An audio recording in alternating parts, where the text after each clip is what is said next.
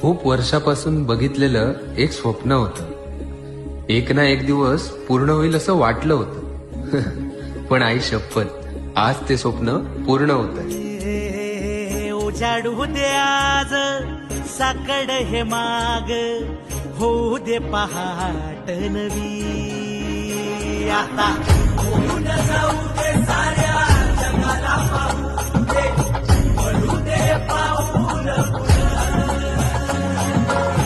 जरी काट पाया खाली टाकल्याला घेऊ दे, पडू दे पाऊल.